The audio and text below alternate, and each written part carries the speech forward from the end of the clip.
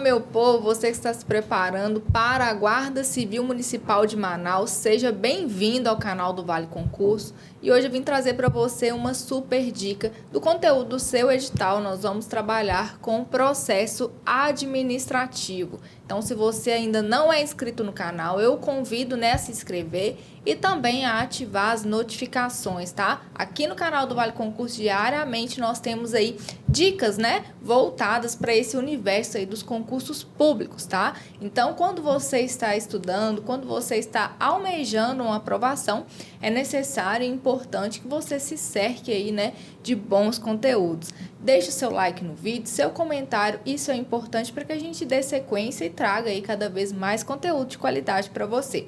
Meu nome é Maiara, eu sou policial penal no estado de Minas Gerais e hoje, como eu disse, nós vamos trabalhar aí com a matéria de processo administrativo dentro do seu edital, de direito administrativo.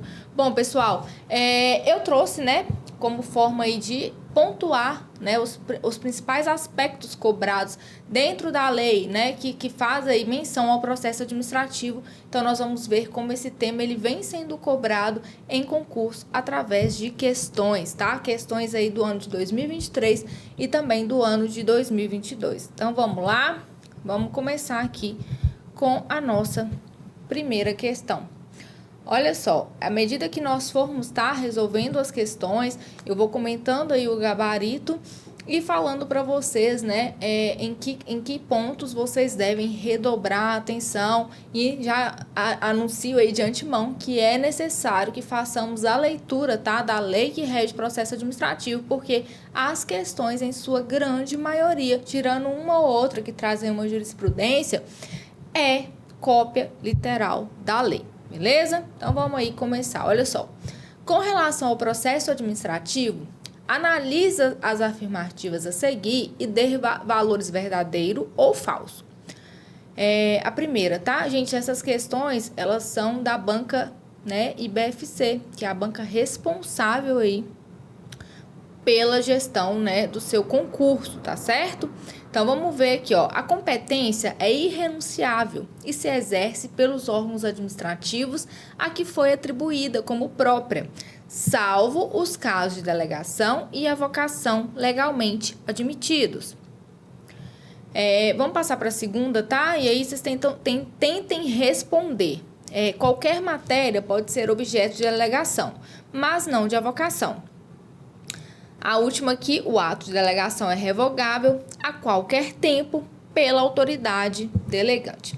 Olha só, gente, a primeira, tá? Ela é verdadeira, porque, de fato, a competência, ela é irrenunciável. A competência, ela é atribuída por lei e o agente público, ele não pode, renunciar. Uma vez que a lei define uma competência para o cargo no qual ele foi investido, ele não pode simplesmente abrir mão, renunciar ao exercício daquela competência, tá? Só que nós temos, tá, dois institutos aí dentro do tema competência, que é a avocação e a delegação, tá? Que são admitidos pela lei. Então, a lei permite. O que seria a delegação? A delegação é quando alguém atribui a outrem uma competência que a lei previu, para aquela pessoa e ela delega a uma outra pessoa, pode ser a um subordinado ou alguém de mesma hierarquia, tá? Então, o agente público, ele pega aquela competência,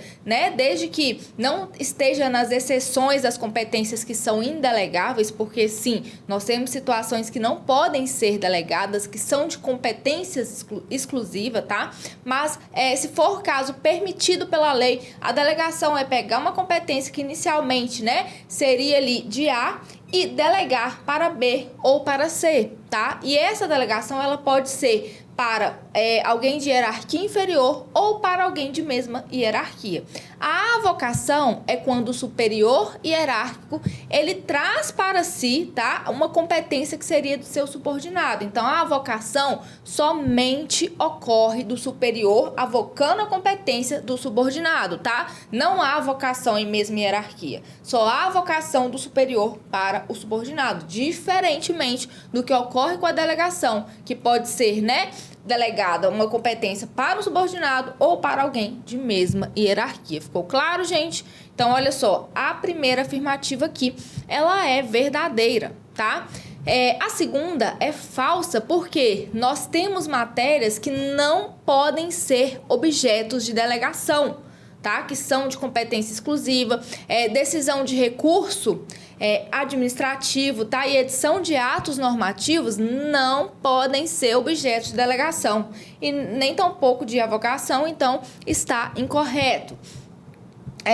O ato de delegação é revogável a qualquer tempo pela autoridade delegante. Correto, verdadeiro. Então, a gente tem aqui, né, a sequência verdadeiro, falso, verdadeiro. Então, nosso gabarito é letra B. E aqui nós temos, tá, as justificativas. Olha só, a competência é irrenunciável e se exerce pelos órgãos administrativos a que foi atribuída como própria, salvo os casos de delegação e avocação legalmente admitidos. Não podem ser objetos de delegação, edição de atos de caráter normativo, a decisão de recursos administrativos e as matérias de competência exclusiva do órgão autoridade. E aí o bizu tá cenoura, tá? Para a gente poder lembrar quais matérias, né, que não podem ser objetos aí de delegação, ok? Vamos para a próxima. Olha só, para os fins da Lei 9.784 de 99, essa é a lei que você precisa ler para estudar o tema processo administrativo, tá? E aí a gente vai ver o quanto a IBFC vai lá e copia e cola artigos dessa lei. Então, se você quer acertar questões relativas a essa lei, né? Mais uma vez, reforço a importância da leitura, tá? Então, consideram-se. E aí a gente tem que preencher, né, algumas lacunas aqui. A unidade de atuação integrante da estrutura da administração direta e da estrutura da administração indireta. Aí temos outra lacuna, unidade de atuação dotada de personalidade jurídica.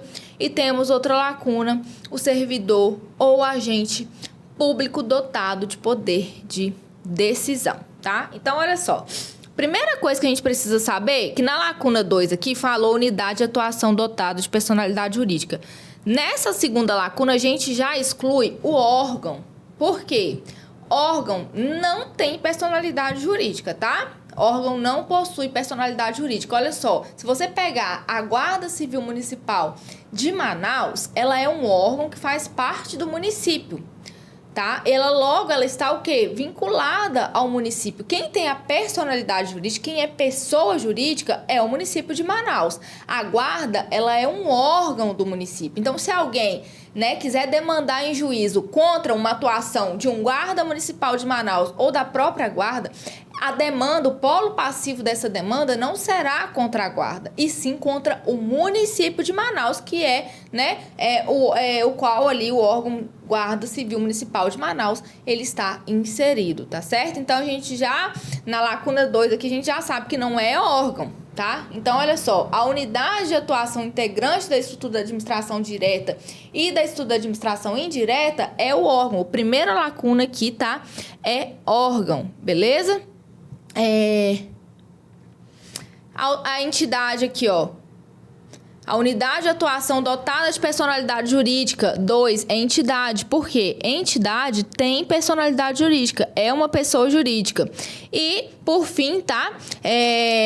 Autoridade é o servidor ou agente público dotado de poder de decisão. Então, letra E é o nosso gabarito. E onde estão esses conceitos, gente? Na própria lei, tá? Que trata aí do processo administrativo. No artigo 1º, parágrafo 2º, a lei traz alguns conceitos pra gente. Então, tem o conceito de órgão, né? O conceito de entidade, de autoridade, entre outros.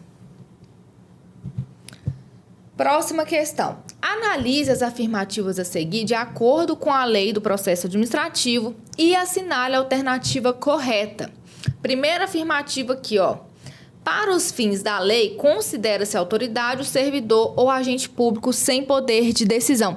E aqui, olha, só uma observação, a IBFC adora repetir alternativas, tá? Então, vejam que aqui é outra questão de outro concurso, ela falou aí, né, da questão da autoridade, né, do conceito de autoridade trazido aí pela lei, tá? E assim a gente vai ver que ela pega ali a alternativa de uma questão que já foi cobrada e coloca numa nova questão, tá? Então, é importante, né, essa resolução de questões aqui da IBFC, porque é uma banca que tem o perfil de repetir alternativas, tá? Então, pode ser que no seu concurso ela insira ali alternativas que já foram cobradas em concursos passados, tá certo? Então, olha só, voltando aqui,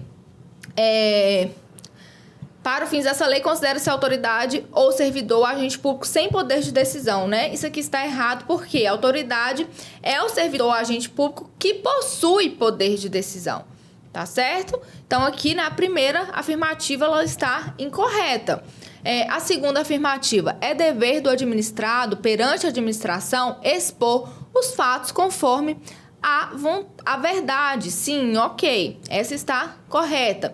E a terceira, nos processos administrativos serão observados, entre outros, os critérios de atuação conforme a lei e conforme o direito. Correto. Então, a gente tem aqui, né, a letra D como gabarito da nossa questão. E aonde estão, né, as justificativas, olha aí, estão na própria lei do processo administrativo, tá? Então, olha só, a gente já viu, né, o que é o conceito de autoridade. O artigo 4º, ele fala aí dos deveres do administrado, né? E aí a gente tem lá expor os fatos conforme a verdade, tem outros deveres também, tá? O artigo 2º, no parágrafo único, ele fala que serão observados, entre outros, os critérios de atuação conforme a lei e conforme o direito, tá? O processo administrativo, ele tem que, então, né, ser regido aí por lei. Nós temos a própria lei do processo administrativo e ele tem que observar também aí o direito. Próxima questão aqui de número 4. O artigo 2º da Lei 9.784 de 99 de processo administrativo contempla rol extenso de princípios que devem guiar a administração pública nos processos administrativos e nos procedimentos que antecedem a edição de atos administrativos. Analise as afirmativas a seguir quanto aos princípios de observância obrigatória que a administração pública obedecerá. Então, a gente tem aqui, primeiro, princípios da legalidade e finalidade. 2, princípios da motivação, razoabilidade, proporcionalidade, princípios da moralidade, ampla defesa e contraditório, princípios da segurança jurídica, interesse público e eficiência. Gente, todas as afirmativas aqui estão corretas, tá? Então, a gente tem um rol de princípios, tá? Que devem ser observados aí no processo administrativo, né? Princípios muito mais amplos do que aqueles que a gente vê lá no caput do artigo 37 da Constituição. Então, a gente tem, né, a segurança jurídica, tá? Eficiência, razoabilidade, ampla defesa e contraditório, que é de suma importância no processo administrativo. Não existe processo administrativo sem defesa, tá? Sem contraditório. Então, quando a administração pública ela quer, né, aplicar uma penalidade, seja ali a um servidor público, seja ali, né, a um particular, tá? Nós temos o processo administrativo como instrumento para aplicação dessa penalidade. Mas, né, esse processo administrativo, ele deve observar a lei e o direito e tem uma série de direitos, né, que devem ser resguardados. Dentre eles, a oportunidade ali que se dá, né, a pessoa que ocupa o polo passivo do processo administrativo de se defender e também de contradizer, né, aquilo que a administração pública está alegando em seu desfavor, ok? Então, é importante a gente ter um mnemônico aqui, né, ser fácil para o Momô, para a gente poder aí tentar memorizar, tá? Esses princípios aqui que regem o processo administrativo. Próxima questão, número 5. Analise as afirmativas abaixo de acordo com a lei do processo administrativo e assinale a alternativa correta. Primeira, as sanções a serem aplicadas por autoridade competente terão natureza pecuniária ou consistirão em obrigação de fazer ou de não fazer, assegurado sempre o direito de defesa. 2. Terão prioridade na tramitação em qualquer órgão ou instância os procedimentos administrativos em que figure como parte ou interessado pessoa com idade igual ou superior a 70 anos. 3. Tem legitimidade para interpor recurso administrativo os titulares de direitos e interesses que forem parte no processo. Ô, gente, a IBFC, ela adora esse formato de questão, tá? De te dar ali algumas afirmativas e depois pedir para você analisar quais são verdadeiras. Então, assim, ela ama esse perfil aí de questão, tá? Então, olha só, as sanções a serem aplicadas por autoridade competente terão natureza pecuniária ou consistirão em obrigação de fazer ou de não fazer, assegurado sempre o direito de defesa, certo, tá? A gente não tem aí, né, dentro do processo administrativo, por exemplo, né, sanção que preveja a privação de liberdade, tá? Que isso aí já é outro ramo, né? Já é lá do direito penal. Então, aqui, né, as sanções, elas serão pecuniárias, né? Multas ou obrigação aí de fazer ou não fazer.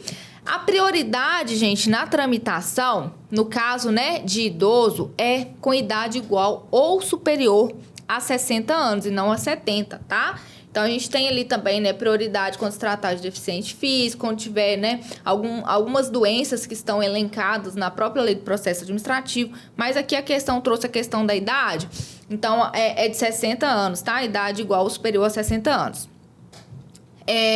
Tem legitimidade para interpor recurso administrativo os titulares de direitos e interesses que forem parte no processo, correto? Então, as afirmativas 1 e 3 estão corretas, a 2 está errada, tá? E aqui, ó, olha aí, terão prioridade na tramitação em qualquer órgão ou instância os procedimentos administrativos em que figure como parte ou interessado, ó, pessoa com idade igual ou superior a 60 anos, portador de deficiência física ou mental, portador de tuberculose, esclerose múltipla, neoplasia maligna, que é o câncer, né, hanseníase, paralisia irreversível, incapacitante, cardiopatia grave, doença de Parkinson, espondiloartrose, enfim, tem uma série aqui de doenças, né, que garantem que, caso, né, o interessado ele seja portador, o processo administrativo dele terá prioridade aí de tramitação, ok? Mesmo que a doença tenha sido contraída após o início do processo.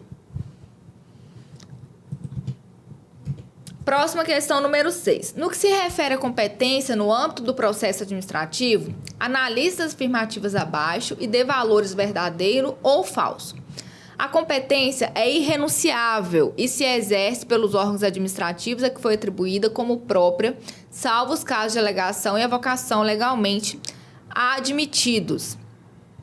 Olha só, repetindo a alternativa de novo, e não é a mesma questão. O ato de alegação é revogável a qualquer tempo pela autoridade delegante.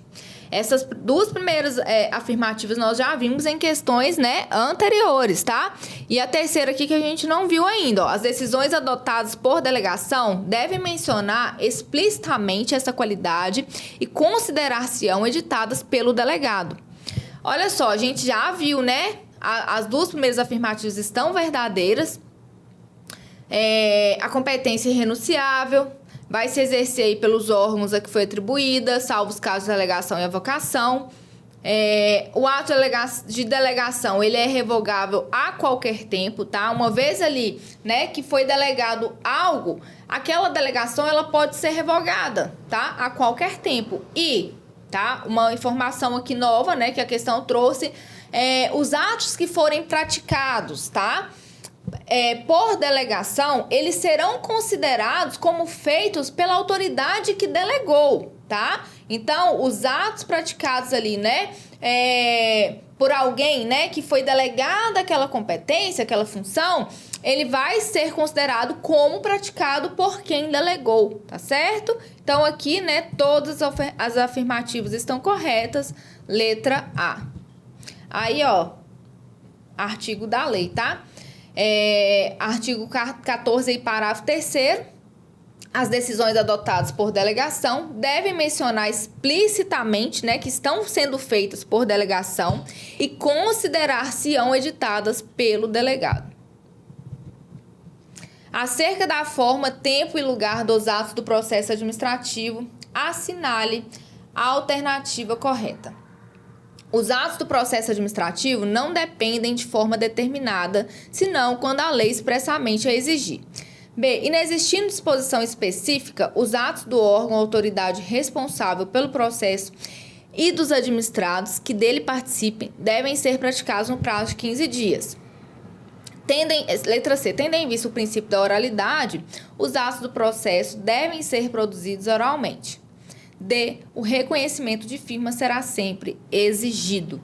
Então, olha só, a alternativa correta aqui tá letra A. Os atos do processo administrativo não dependem de forma determinada, a não ser que a lei expressamente exija.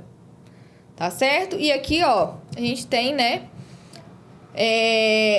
o que está errado nas outras alternativas. Então, o prazo, né, se não existir uma disposição específica, tá? Os prazos ali, né, a serem praticados nos atos, no processo administrativo não é de 15 dias, como a questão disse, sim de 5. O processo, ele vai ser, tá, escrito, e o reconhecimento de firma só é exigido quando houver dúvida ou imposição legal, ok? Questão de número 8. Com relação ao processo administrativo e às disposições legais da lei aí do processo administrativo, assinale a alternativa incorreta. Letra A. O processo administrativo pode iniciar-se de ofício ou a pedido de interessado. B. Os órgãos e entidades administrativas deverão elaborar modelos ou formulários padronizados para assuntos que importem pretensões equivalentes. Seus atos de alegação e avocação são irrevogáveis após a sua publicação por meio oficial. D. Quando os pedidos de uma pluralidade de interessados tiverem conteúdo e fundamentos idênticos, poderão ser formulados em um único requerimento, salvo preceito legal em contrário. Então, aqui a questão está te pedindo, né, a alternativa incorreta. Então, olha só.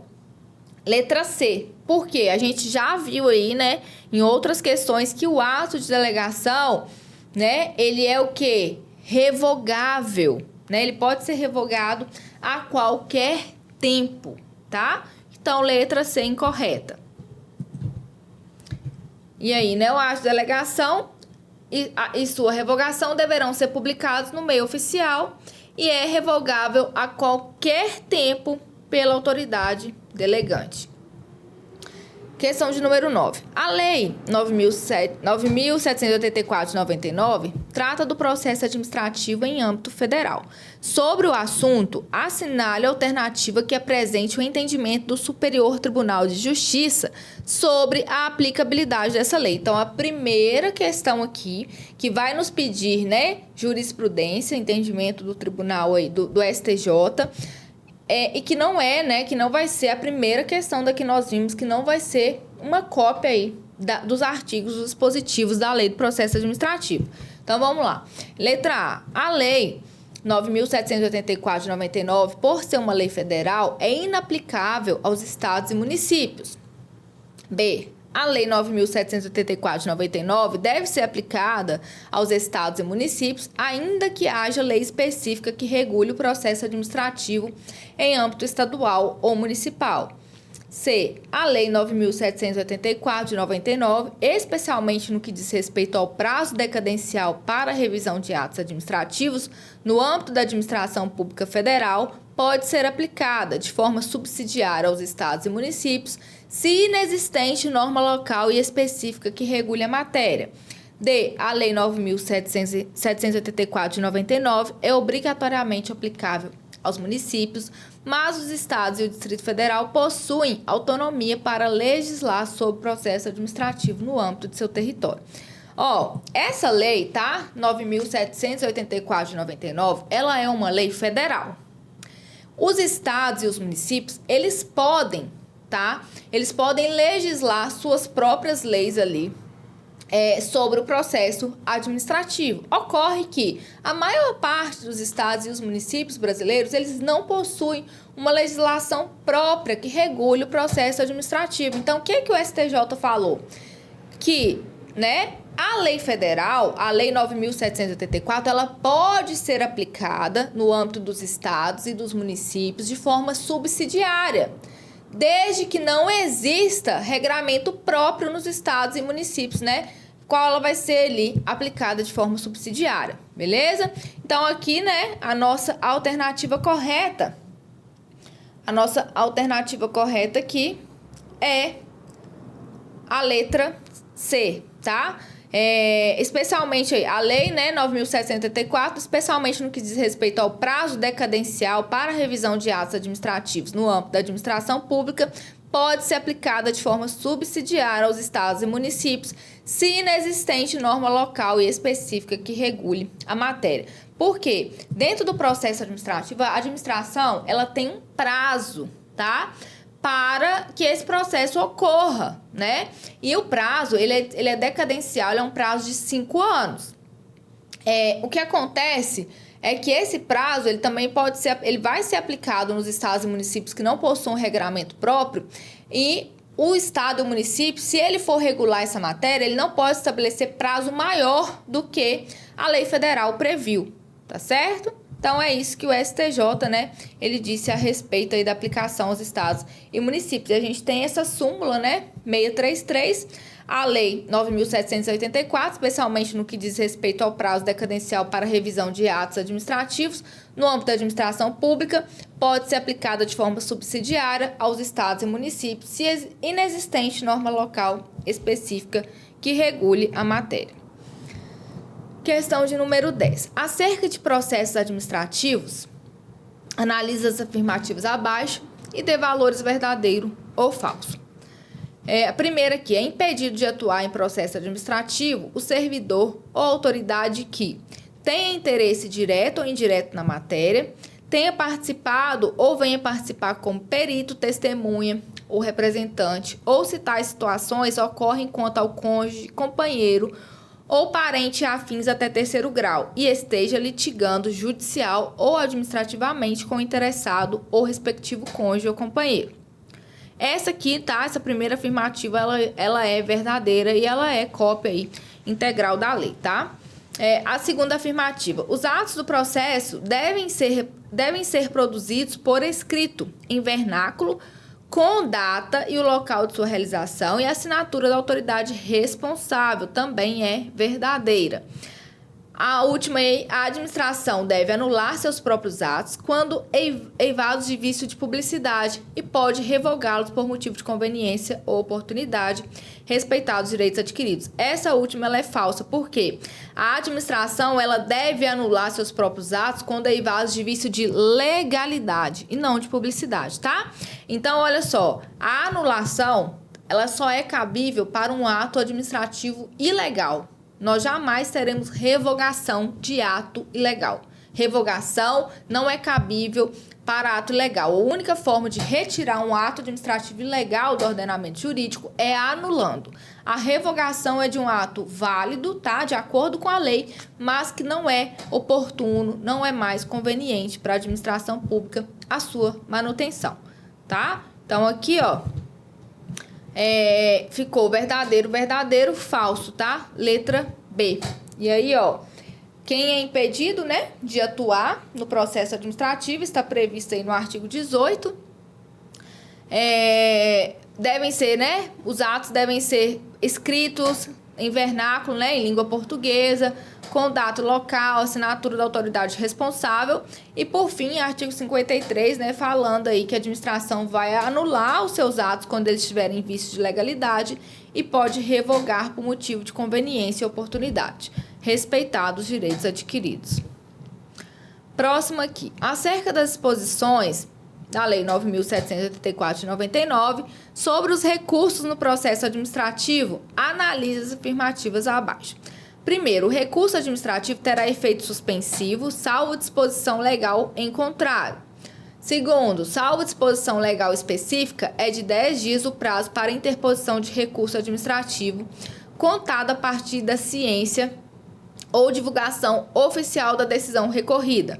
Terceiro, o recurso administrativo tramitará no máximo por 3 instâncias administrativas, salvo disposição legal diversa. Gente, a primeira está errada, tá? Porque ele não tem, o recurso não tem efeito suspensivo, tá? Então, salvo disposição em contrário, ele não tem efeito suspensivo, que é o quê? O efeito, né, de suspender a decisão. Então, se a administração pública, né, durante o processo administrativo ali, decidiu pela aplicação da penalidade e, né, o interessado ele recorre daquela decisão, esse recurso ele não suspende, em regra, a decisão, tá? Salvo disposição legal em contrário.